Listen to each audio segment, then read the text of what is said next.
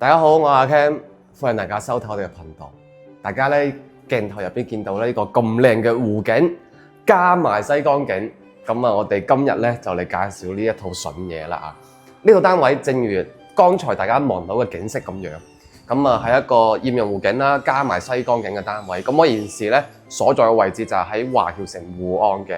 咁啊講緊咧呢一套單位嘅總價咧只需要58萬就可以上車啦。現時成個華僑城入邊最平嘅湖景山房就係我哋今日要介紹嘅呢一套非常之筍盤嘅單位。咁啊呢一套當然啦，佢係喺華僑城湖岸嘅二排湖景嘅，但係我非常之推介大家上嚟現場睇一睇，因為講緊呢，可能大家鏡頭入邊睇啦，可能二排嘅湖景冇頭排咁靚，但係上過嚟現場嘅街坊都知道，其實二排湖景嘅景色真係唔差㗎。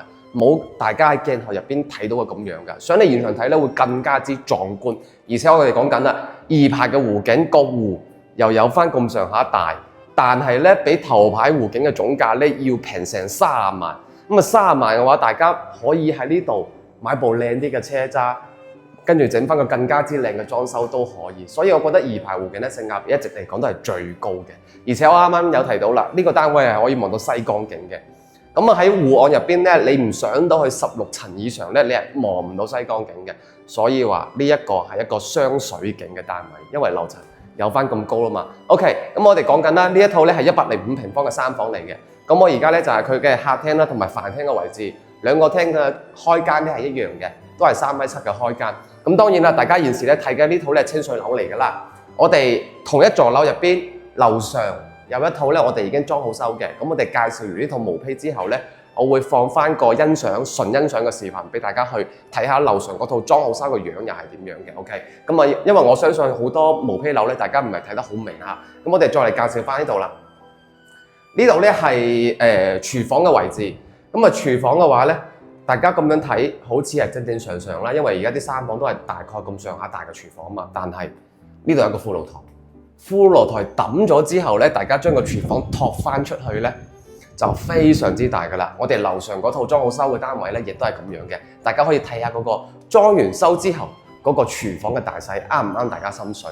好，跟住咧再講翻啲可以改動嘅地方啦。首先就係呢一個，呢幅牆咧隔離係第一間房嚟嘅。咁啊呢幅牆咧係可以成幅打晒佢嘅。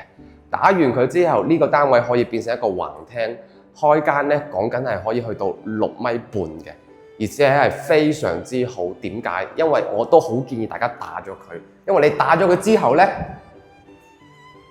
大家睇翻呢度，呢度係主露台啊嘛。主露台係三房入邊少有嘅長露台嚟嘅，呢個露台嘅長度亦都可以去到啦6.5米嘅開間。咁你打咗呢埲牆之後，變成咗橫廳咧，就可以同埋呢個主露台一齊去用啦，就可以望住啦呢個前邊嘅湖景。非常之靚，大家試諗下，而家喺新區入邊，或者喺成個頂屋入邊，50幾萬有幾可以買到湖景單位啊？所以話呢個咧係呢個少量當中嘅其中一套啊，大家可以睇一睇嘅。咁跟住呢個咧係佢嘅廁所嚟嘅，喺出邊嘅廁所。OK， 咁啊呢度咧就係會有間小童房啦。小童房嘅開間咧唔算話特別之長嘅，開間咧係2.8米，但係咧佢就夠深。所以話你張床嘅話咧，就要打豎擺就會比較好啲啦。咁當然啦，如果大家咧唔需要咁多房嘅，可能你得2公婆住嘅呢間房，大家可以將佢啦變成書房或者係洗衣房。尤其是係洗衣房，我非常之推薦。點解咧？因為你個洗衣機唔使堆喺主露台啊嘛，因為我哋嘅主露台係可以望景噶嘛。咁啊呢個洗衣機咧就掟埋喺度，晾埋衫，整埋乾衣機就算噶啦。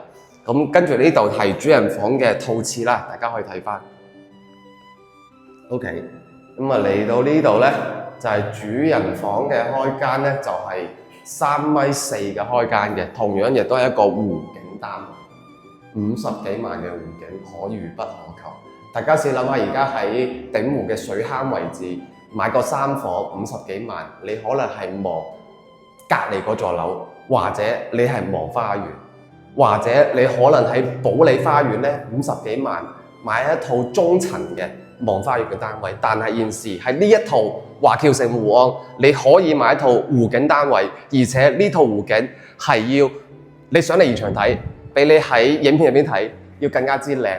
咁我哋睇翻咧，我哋企喺呢個位置啦，大概門口呢個位置，我哋咧一入門口就已經可以望到呢一個湖景啦，清清楚楚。